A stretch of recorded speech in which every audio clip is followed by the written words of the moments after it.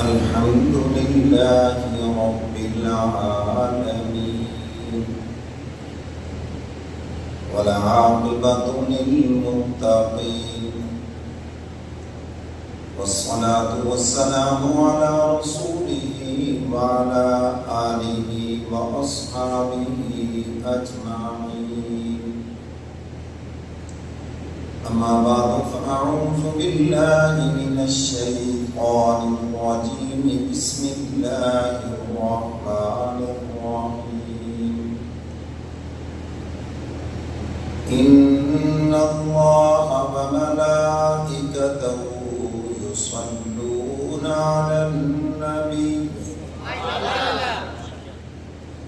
يا أيها الذين آمنوا صلوا عليه وسلموا تسليما.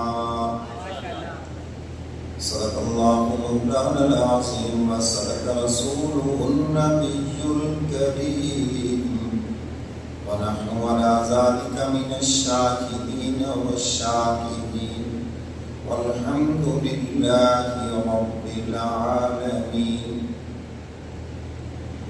یا الہی جب تک کہ میرے جسم میں میری جان رہے میری مولا تجھ پہ صدقے کہ تیرے محبوب پہ قربان رہے.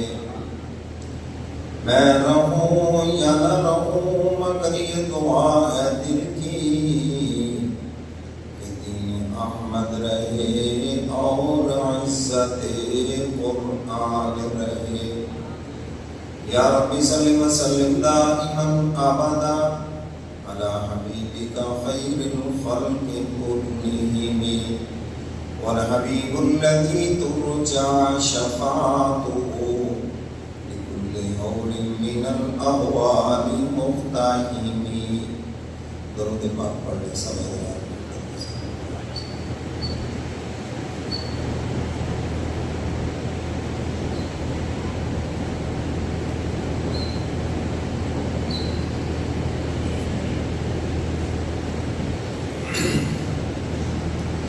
واجب الاحترام معزز حاضرین، آپ حضرات کے سامنے قرآن مجید فرقان حمید کلام الہی میں سے ایک آیت کریمہ تلاوت کی ہے. دعا فرمائیں کہ حق تعالی مجھے شرح صدر کے ساتھ بیان کرنے کی اور ہم سب کو قرآن و سنت کے عمل کی توفیق عطا فرمائے. حق تعالیٰ نے اس آیت مبارکہ میں ایمان والوں کو حکم دیا ہے کہ کملی والے پیغمبر کی ذات گرامی کے اوپر تم درود و سلام پڑھو،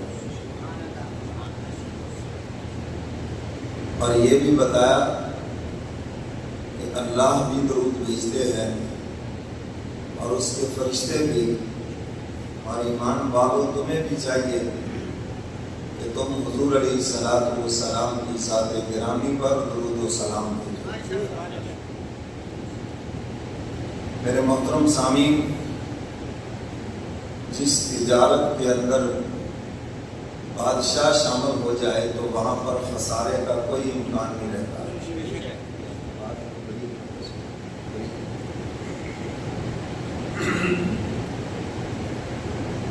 جس تجارت میں بادشاہ شامل ہو جائے، بادشاہ بھی وہ تجارت کرے، اس میں خسارے کی پھر کوئی بات نہیں رہتی. اب ہم تعالیٰ جس چیز میں شامل ہیں تو وہاں قبولیت کا پھر کوئی بھی شک کی گنجائش نہیں رہتی. ٹھیک کرو یار اس کو، ٹھیک کرو. جب میں نے خطبہ شروع کیا تو ٹھیک تھا، بیچ میں اس نے سیٹ کیا تو خراب ہو گیا. پتا ہو جائے دور سے کیا چیز آتا باقی مائک کا کھولو. پرانا جو مریض ہوتا ہے نا وہ آدھا ڈاکٹر ہو جاتا ہے، کیونکہ زندگی گزر گئی مائک والوں کے ساتھ، تو یہاں سے ان کو بتانا پڑتا ہے یہ کرو. صرف شور کرتے، شور ڈالتے. جب میں کہتا ہوں آواز صاف کرو، کسر نہ آئے، اور آواز بری کر۔ تو میرے محترم سامعین، اللہ تعالیٰ درود بھیجتے ہیں، اس کا کیا مطلب ہے کہ وہ اپنے محبوب کے اوپر اپنی رحمت خاصہ نازل فرماتے ہیں۔ اور ملائکہ کا درود بھیجنا بس یہاں ٹھیک ہے، ملائکہ کا درود بھیجنا وہ استغفار کرتے ہیں، اور پورے انسانوں کا جو درود بھیجنا ہے وہ حضور علیہ الصلوۃ والسلام کے لیے دعا کرنا ہے کہ اللہ آپ کے درجات کو اور بلند فرما دے۔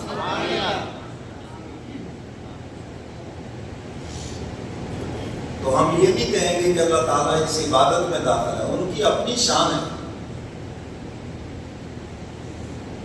تو میرے محترم سامعین، ایمان والوں کو حکم دیا گیا ہے کہ تم اپنے نبی کی ذات گرامی کے اوپر درود و سلام بھیجو، اور بھیجنے کا فائدہ بھی ہمیں ہے۔ آپ ایک مرتبہ درود بھیجیں گے، اللہ تعالیٰ آپ کو 10 نیکیاں عطا فرمائیں گے، 10 گناہ معاف فرمائیں گے، اور جنت میں 10 درجے بلند فرمائیں گے۔ فائدہ بھی اپنا ہے۔ اور مجلس کے اندر ایک مرتبہ حضور علیہ الصلوۃ والسلام کا جب نام آئے تو صلی اللہ علیہ وسلم کہنا واجب ہے، اور باقی جتنی مرتبہ نام آئے سنت ہے، مستحب ہے، لیکن ثواب ہر مرتبہ برابر ہی رہے گا۔ اس لیے حکم ہے جب دعا مانگو اس کے اول آخر میں درود شریف پڑھو، کیونکہ درود تو قبول ہی قبول ہے۔ جب دعا کا شروع بھی قبول ہو گیا، آخر بھی قبول ہو گیا، تو اللہ کی رحمت سے امید ہے جو بیچ میں ہم نے گزارشات کی ہیں وہ بھی قبول ہو جائیں گے۔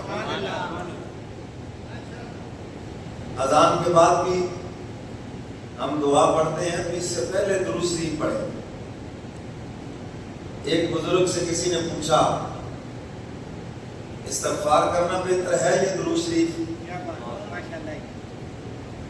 بڑی پیاری بات فرمائی، فرمایا دھلے ہوئے کپڑوں کے لیے خوشبو بہتر ہے اور میلے کپڑوں کے لیے صابن بہتر ہے۔ فرمایا استغفار صابن ہے اور درود شریف جو ہے یہ خوشبو ہے۔ اس لیے تو ذکر کی ترتیب یہی بتائی ہے کہ سب سے پہلا ذکر ہے لا الہ الا اللہ، اور ایک مرتبہ پڑھیں محمد رسول اللہ، شروع میں پڑھیں یا آخر میں پڑھیں۔ تو لا الہ الا اللہ اس تصور اور یقین سے پڑھیں کہ میرے دل سے ایک تار عرش اعظم پہ گئی، الا اللہ وہاں سے نور لے کر واپس میرے دل میں آئی ہے۔ خالی رٹا نہیں لگانا کہ آنکھیں بند کی ہوئی ہیں، کوئی ہوش نہیں ہے۔ ذکر کے بھی آداب ہیں۔ بہت سے لوگوں کو دیکھا کر رہے ہیں، یہ تصویر لمک رہی اور چل رہی ہے، من کے تے من کا ٹھل اللہ تے پکی پکائی کر اللہ۔ بھائی ذکر کی آداب ہیں، آپ ذکر کریں، دیکھنے والوں کو بھی آپ کے اوپر پیار آ جائے، کس محبت سے اللہ کا نام لے رہا۔ کوئی دوستوں میں گپ شپ لگا رہا ہے اور تسبیح چل رہی ہے، میں تسبیح کے خلاف نہیں ہوں، میں آداب کی بات کر رہا ہوں کہ ادب سے الدین کلہ ادب، سارا دین ادب کے اوپر مشتمل ہے۔ مولانا انور شاہ کشمیری رحمۃ اللہ علیہ سے کسی نے پوچھا علم تو آپ نے بھی وہی پڑھا ہے جو آپ کے ساتھیوں نے پڑھا ہے، مگر خدا حق تعالیٰ نے آپ کو جو مقام دیا وہ ان کو نہیں ملا، اس کی کیا وجہ ہے؟ فرمانے لگے ادب کی وجہ سے اللہ نے زیادہ مقام دیا۔ دینی کتابوں کا اتنا ادب، حدیث کی کتاب کا اتنا ادب، اس کے سائڈ پہ حاشیہ لکھا ہوتا ہے، اور میں نے کبھی بھی اس کو پڑھنے کے لیے اپنی طرف نہیں اس کو موو کیا، بلکہ اس کو پڑھنے کے لیے خود اس طرف چلا گیا۔ تو ادب ذکر کا بیج ہے کہ اللہ کا نام ادب سے لیں. گپے مار رہے ہیں, جھوٹ بول رہے ہیں, بیچ میں تسبیح چل رہی ہے, کبھی چل رہی ہے ذکر کی اور کبھی ویسے چل رہی ہے. ہمارے پاس ایک ماشاءاللہ ہوتا تھا, وہ نماز میں بھی تسبیح پھیرتا تھا. یہ ڈرامے بازیاں, شبہ بازیاں. اللہ تعالیٰ کے ہاں خلوص کی قدر و منزلت ہے.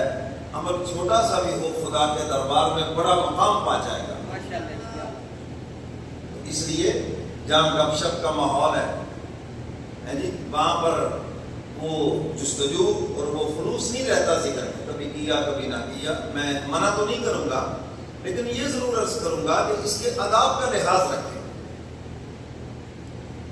تو پہلا ذکر ہے لا الہ الا اللہ, اور دوسرا ذکر ہے لفظ اللہ. اس کو ذرا کھینچ کے پڑھیں تھوڑا سا, اللہ اللہ اللہ.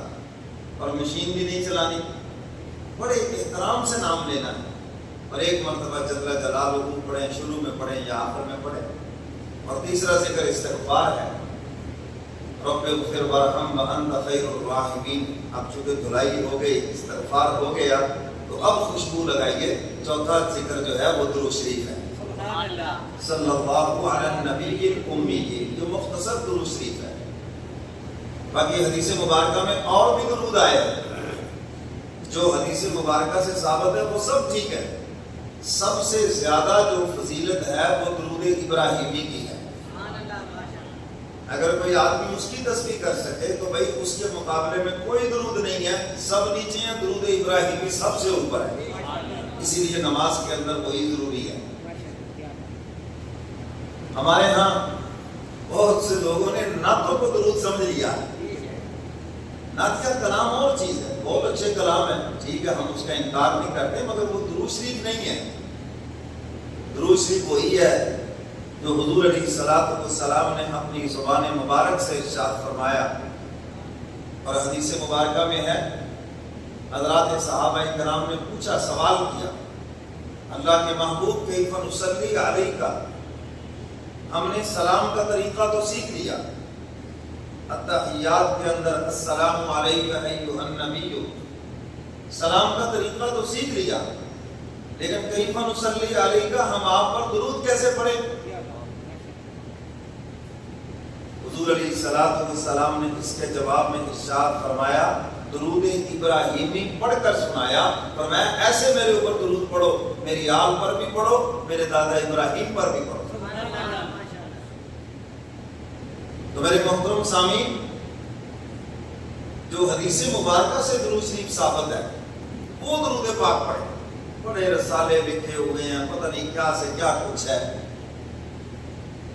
وہ جو کہ ایک مصر کی پہچان بھی بنا رکھی ہے. اب میں اس پہ بات کروں گا تو پھر کہیں گے جی تنقید شروع ہو گئی جی, وہ اس کے خلاف بات ہو گئی جی. تو میں نے 100 باتوں کی ایک ہی بات بتائی ہے کہ وہ درود شریف پڑھیں جو حدیث مبارکہ سے ثابت ہے. اور حضور علیہ الصلوۃ والسلام نے حکماً فرمایا کہ جمعہ کے دن میرے اوپر کثرت سے درود پڑھو. کثرت سے درود پاک جمعہ کے دن اور جمعہ کی رات کو پڑھیں. تو آپ اگر یہ تسبیحات جو بتائی ہیں, طریقہ بتایا ہے, تو یہی کر لیں تو حضور علیہ الصلوۃ والسلام کے حکم پہ عمل ہو جائے گا. تو اس آیت مبارکہ کے اندر حق تعالیٰ نے ایمان والوں کو کتنے پیار سے فرمایا. شان نزول یہ ہے, حضور علیہ الصلوۃ والسلام نے تبلیغ کا حق ادا کیا, تکالیف برداشت کی, اور زمانہ جاہلیت کی جتنی بھی رسومات تھیں ان کو توڑا. اور ان کو توڑنا بڑا مشکل ہے. مشکل ہے کہ آپ شادی بیاہ میں کتنی رسمیں توڑی ہیں آپ نے. حاجی نمازی صوفی سب لائن میں لگ کے رسمیں کر رہے ہوتے ہیں. سمجھائیں, اور صاحب مجبوری ہے جی, مجبوری ہے, برادری کی مجبوری ہے, گھر والوں کی مجبوری, گھر سے نکال دیں گے. باپوں کو یہ فکر ہوتا ہے. حضور علیہ الصلوۃ والسلام نے جاہلیت کے بت توڑے ہیں, رسم و رواج کے بت توڑے ہیں. آج ہم انہی رسومات کے اندر جکڑ گئے, انہی خرافات میں جکڑ گئے. تو حق تعالیٰ نے ملائکہ کی مجلس میں اپنے محبوب کی تعریف فرمائی کہ میرے محبوب نے میرا پیغام اپنی امت تک پہنچانے کا حق ادا کر دیا ہے. اور اس وقت پھر حق تعالیٰ نے حکم دیا ملائکہ کو بھی، اور یہ آیت مبارکہ نازل فرمائی اہل ایمان کو بھی حکم دیا، فرمایا ان اللہ وملائکتہ یصلون علی النبی، سبحان اللہ۔ حق تعالیٰ فرماتے ہیں بے شک اللہ اور اس کے فرشتے درود بھیجتے ہیں کملی والے پیغمبر کی ذات گرامی پر، یا ایھا الذین آمنوا صلوا علیہ وسلموا تسلیما۔ اب تعالیٰ فرماتے ہیں ایمان والو تم بھی میرے محبوب پر درود و سلام بھیجو، تم بھی بھیجو میرے محبوب پر درود و سلام۔ میرے محترم سامعین، حضور علیہ الصلوۃ والسلام نے ارشاد فرمایا بڑا ایک بخیل انسان ہے وہ جس کے سامنے میرا نام لیا جائے اور پھر میرے اوپر درود نہ پڑے۔ بڑا ایک بخیل انسان ہے۔ کتنے احسانات ہیں حضور علیہ الصلوۃ والسلام کے امت کے اوپر، ہر امتی کے اوپر۔ ہمارا بال بال حضور کے احسانات میں ڈوبا ہوا ہے، اور حضور علیہ الصلوۃ والسلام نے تو بد دعا فرمائی ہلاک ہو جائے، برباد ہو جائے وہ انسان جس کے سامنے میرا نام لیا جائے پھر میرے اوپر درود نہ پڑے۔ تو حضور کا نام آئے تو کیا کہنا ہے؟ صلی اللہ علیہ وسلم۔ اور اسی طرح تحریر لکھ رہے ہوتے ہیں، جہاں حضور کا نام آیا تو سواد لکھ دیا یا سواد نام عین میم لکھ دیا، یہ بالکل غلط ہے۔ حدیث مبارکہ میں واضح موجود ہے کہ جو کوئی میرے اوپر درود ہاتھ سے لکھ دے گا، جب تک لکھا رہے گا جو بھی پڑھتا رہے گا ان کو بھی ثواب ملے گا، لکھنے والے کو بھی برابر کا ہی ثواب ملے گا۔ سبحان اللہ۔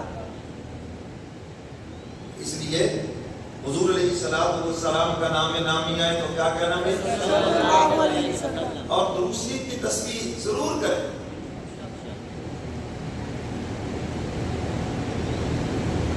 حضور علیہ الصلوۃ والسلام نے ارشاد فرمایا جب تم دور بیٹھ کر میرے اوپر درود پڑھتے ہو تو ملائکہ لے کے آتے ہیں مجھ تک، یعنی عالم برزخ میں اس جہاں میں ملائکہ آپ کی خدمت میں پیش کرتے ہیں، اور حضور فرماتے ہیں جب میری قبر پہ آ کے پڑھتے ہو تو میں خود سن لیتا ہوں، ہمارے سلام کا جواب دیتا ہوں۔ بہت سے حاجی صاحبان کہتے ہیں مولوی صاحب وہاں پر زیادہ دیر راز و نیاز کا موقع نہیں ملا، شرطوں نے بھگا دیا آگے، چلو دیکھو یہاں سے، چلو چلو آگے چلو، بڑی حسرت بیان کرتے ہیں۔ میں انہیں ایک ہی بات کہتا ہوں، تم اس چیز کی طرف نہ دیکھو بلکہ اس طرف دیکھو کہ کس دربار کی تمہیں حاضری نصیب ہوئی ہے۔ سبحان اللہ۔ بس یہ دیکھو تم، کیا تمہاری خوش قسمتی کس دربار کی تمہیں حاضری نصیب ہوئی۔ حضور علیہ الصلوۃ والسلام نے ارشاد فرمایا جس نے میری قبر کی زیارت کی میری سفارش اس میں واجب ہو گئی۔ یہ کام تو تمہیں نصیب ہو گیا۔ جس نے میری قبر کی زیارت کی فرمایا میری سفارش واجب ہو گئی اس پر۔ اور اسی طرح آپ نے واضح فرمایا کہ جو حج کے لیے جائے اور پھر میری قبر کی زیارت کے لیے آئے، زیارت کے لیے نہ آئے، حضور فرماتے ہیں اس نے مجھ سے بے وفائی کی ہے۔ اور حضور علیہ الصلوۃ والسلام نے ارشاد فرمایا جس کا مفہوم فرمایا جس نے میری مسجد نبوی میں 40 نمازیں تکبیر اولیٰ کے ساتھ پڑھ لی، فرمایا میری سفارش اس کے لیے واجب ہو گئی۔ اسی لیے تو مدینہ میں 8 دن ٹھہرایا جاتا ہے کہ حاجی صاحبان عمرہ کرنے والے احباب 40 نمازیں وہاں پوری کرتے ہیں، زندگی میں کم از کم ایک مرتبہ تو پوری کریں تاکہ حضور علیہ الصلوۃ والسلام نے جو بشارت عطا فرمائی ہے وہ ہمیں نصیب ہو جائے۔ اور وہاں اللہ جب بھی لے جائے اپنا وقت عبادات میں گزارے۔ حاجیوں کے ہاتھوں میں لسٹیں پکڑی ہوتی ہیں، جیسے سبزی منڈی میں جاتے ہیں نا، صبح لسٹ پکڑی ہوتی ہے، مرچیں بھی لے آنا، ٹماٹر بھی لے آنا، کوئی حال وہاں ہوتا ہے۔ یہاں سے ایمان لینے جاتے ہیں اور وہاں سے سامان لے کے آ جاتے ہیں۔ خدا کے بندو یہ چیزیں تو سب ادھر ملتی ہیں اور سستی بھی ملتی ہیں. وہاں سعودیہ میں تو یہ بنتی نہیں ہے, کوئی چائنا کی ہے, کوئی کسی اور ملک کی ہے, کوئی کسی اور ملک کی ہے. دو ہی تحفے ہیں بس, آب زمزم ہے اور کھجوریں ہیں, بس اصل یہی تحفہ ہے. وہاں پہ وقت ضائع کر رہے ہیں. اور ایک اس سے بڑی بیماری غیر محرموں کو دیکھنے سے باز نہیں آتے. طواف کے دوران باز نہیں آئے, تبصرے کریں گے یہ ایران کی ہے, قرآن کی ہے, فلان کی ہے. تم اس کام کے لیے آئے ہو یہاں پر, یہ خدا کے مہمان ہیں. اچھا آپ مجھے یہ بتائیں, آپ کا کوئی مہمان ہو, بھتیجی بانجی آئی ہوئی ہو, اور اس کو محلے کے لڑکے بری نظر سے دیکھیں, آپ کو اچھا لگے گا؟ بولو بھائی, مرنے مرانے پہ آؤ گے یا نہیں آؤ گے؟ تو تمہیں نہیں پتا یہ حج عمرہ کرنے والے خدا کے مہمان ہیں, اور جو خدا کے مہمانوں کو بری نظر سے دیکھے تو اللہ کتنے ناراض ہوں گے اس پر. کہ ظالم یہاں بھی شرم نہیں آتی, میرے گھر کی عصمت بھی نہیں تیرے دل کے اندر, محبوب کی عصمت نہیں تیرے دل کے اندر. یہی تو حضرات صحابہ کرام کی کامیابی کا راز ہے. ان کے دل میں حضور کا ایسا عشق تھا, اس عشق نے ہر گناہ سے ان کو منع کر دیا. نوجوان اسلام قبول کیا, گھر تشریف لے گئے, کسی خاتون سے تعلقات تھے قبل الاسلام, اور وہ ملنے کے لیے آئی. انہوں نے نگاہیں پھیری. اس نے کہا کیا بات ہوگی, پہلے تو مرتے تھے میرے اوپر, ایک نظر دیکھنے کے لیے بے قرار تھے, میرے آنے پہ تمہاری خوشی کی انتہا نہیں ہوتی تھی, آج کیا بات ہے, آج کیا ہو گیا, کیا غلطی ہو گئی؟ فرمانے لگے ہوا کچھ نہیں, ان نگاہوں نے حضور کا دیدار کر لیا, کملی والے پیغمبر کا دیدار کر لیا ہے. اب ان نگاہوں کو میں کسی غیر محرم پہ نہیں ڈال سکتا, بس تمہارے لیے بہتر ہے یہاں سے اٹھ جاؤ, ورنہ تلوار سے تمہاری گردن قلم کر کے رکھ دوں گا. یہ ہے عشق مصطفیٰ, یہ ہے محبت رسول, یہ ہے اطاعت رسول. آج جس سے ہم دور چلے گئے, ہم نے اور چیزوں کا نام عشق رکھ لیا, اور چیزوں کا نام عشق رکھ لیا. میرے محترم سامعین, کوئی سمجھائے تو مرنے مرانے پہ آ جائیں, لڑنے پہ آ جائیں. تو حضور علیہ السلام نے ارشاد فرمایا, دور سے درود پڑھتے ہو, ملائکہ مجھ تک پہنچاتے ہیں. کیا خوش بختی ہے ہماری کہ ہمارا نام حضور کے دربار میں فلاں ابن فلاں آپ کے اوپر درود پیش کیا ہے, آپ کی ذات گرامی کے اوپر درود بھیجا ہے. کیا خوش نصیبی ہے. آپ وہاں نہیں جا سکتے, درود بھیجیں, آپ کا درود وہاں پہنچ رہا ہے, آپ کا نام لے کے حضور کی خدمت میں پہنچ رہا ہے, اور فائدہ بھی آپ کا ہو رہا ہے.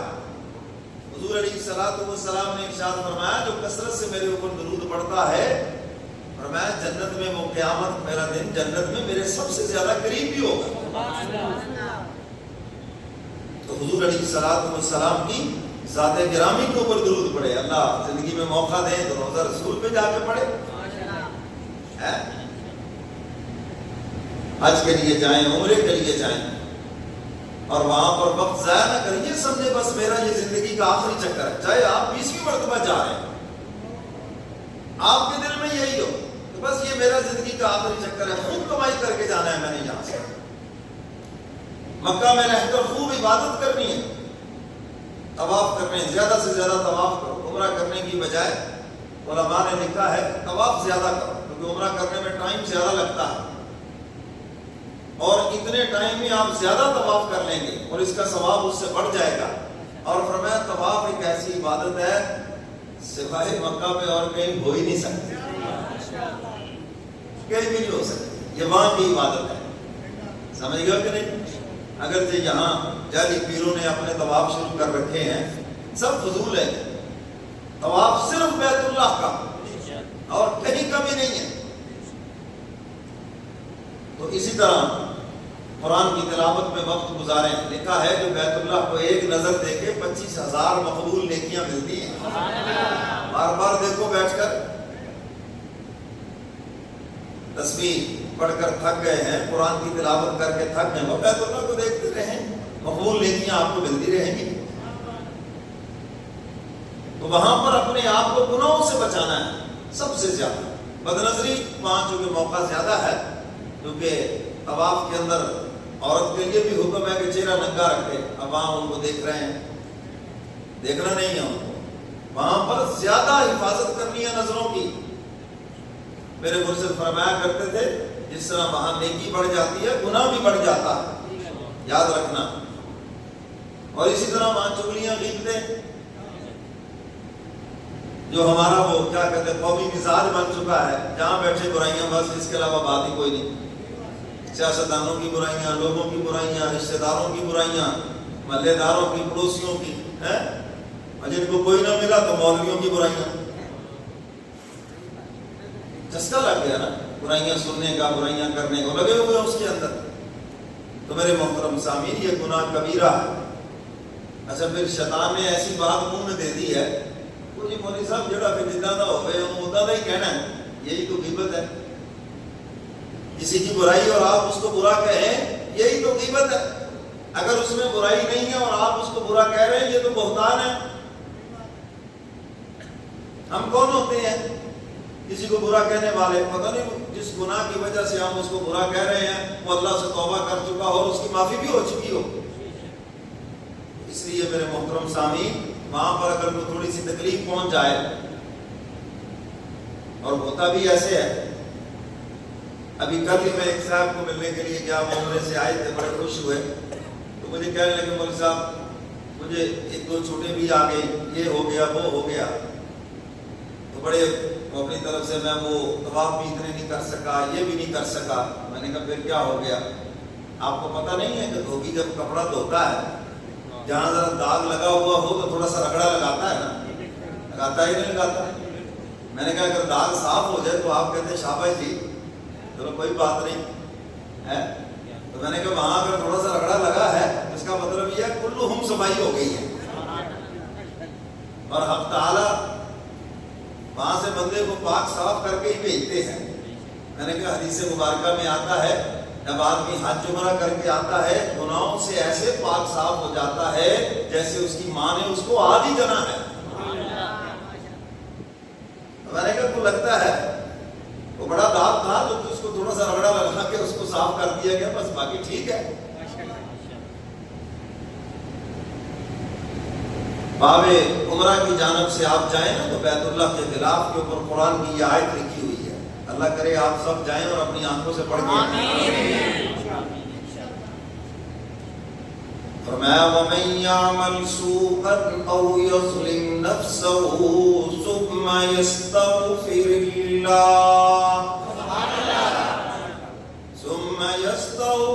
اللَّهَ يَجِدِ اللَّهَ غَفُورًا رَحِيمًا۔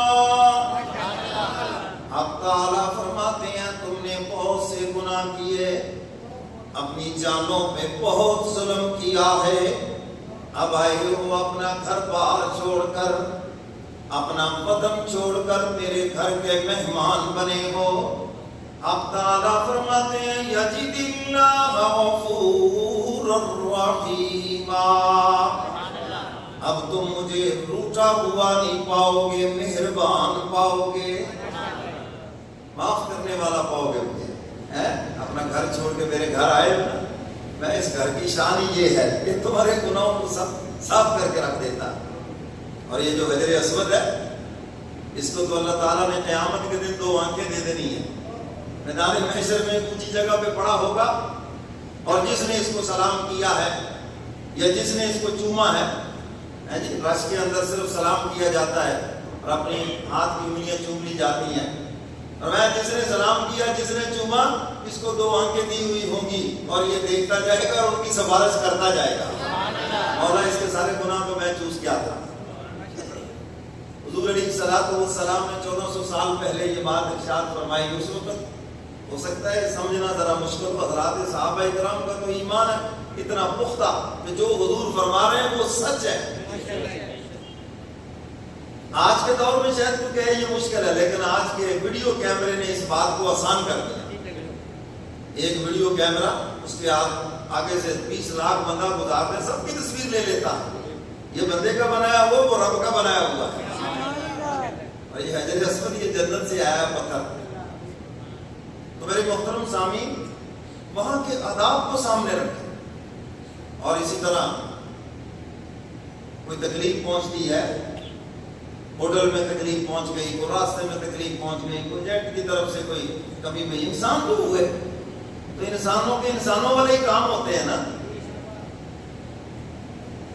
تو اس کے اوپر گالم گلوچ نہ کریں، کیونکہ منع کیا گیا ہے فلا رفث ولا فسوق ولا جدال فی الحج، حج کے اندر لڑائی نہ کرو، گالم گلوچ نہ کرو، منع کیا گیا ہے۔ اور ادھر سے تھوڑی سی تکلیف پہنچائی جاتی ہے، ہمارا حکم پورا کرتے ہیں یا وہی بک بک کرتے ہیں؟ تکلیف پہنچائی جاتی ہے کہ یہ صبر کرتے ہیں، ہمارا حکم پورا کرتے ہیں، یا پھر وہ اپنے ہی جذبات کا اظہار کرتے ہیں۔ تو اس لیے اگر کوئی لڑائی کرے، جھگڑا کرے، خاموش ہو جاؤ، وہاں نہ کرو۔ اور اسی طرح مدینہ منورہ میں جب وہاں آؤ، روضہ رسول پہ حاضری ہو، نگاہیں جھکی ہوئی، ادب سے آؤ، جتنا موقع مل جائے درود و سلام پڑھیں، کوئی چیخنے کی ضرورت نہیں ہے، اور وہ خیر سے چیخنے دیتے بھی نہیں ہیں، تو چیخنے کی ضرورت نہیں، یہ تو خدائی نظام ہے، اللہ نے اپنے محبوب تک پہنچانا ہے، ہمارے اونچا نیچے سے وہاں تک آواز نہیں پہنچے گی، ہم زور سے پڑھیں تو آواز پہنچے گی، آہستہ پڑھیں تو نہیں، اس کا تعلق ہی نہیں ان چیزوں سے۔ عالم برزخ میں محبوب کی خدمت میں یہ اللہ کا نظام ہے، فرشتوں کی ڈیوٹی ہے، بس وہ اپنا کام کر رہے ہیں، ہم اپنا کام کریں، ہمیں جو حکم دیا گیا ہے۔ اور وہاں پر فوٹوگرافی سے بچیں، کوئی جناب پیچھے بیت اللہ ہو، دعا مانگ رہا ہے جی، وہ آ جائے جی، بڑی حضرت صاحب دعا مانگ رہے ہیں، کوئی روضہ رسول پہ گزر رہا ہے اور تصویریں کھنچوا رہا ہے، ایک چیز حرام ہے، تم اس کے پیچھے پڑ گئے۔ بھائی خدا نے تمہیں موقع دیا اتنا اعلیٰ، اور تم اس کو دیکھو کن چیزوں میں ضائع کر رہے ہیں، ان چیزوں سے بچنا چاہیے، اور اللہ تعالیٰ سے دعا کرتے رہنا چاہیے۔ جی گئے ہو تو دوبارہ بھی طلب رہے، نہیں گئے تو اپنے دل میں طلب رکھو، اگر وہ نہیں بھی جا سکا تو قیامت کے دن اللہ تعالیٰ اس کو محروم نہیں کریں گے اس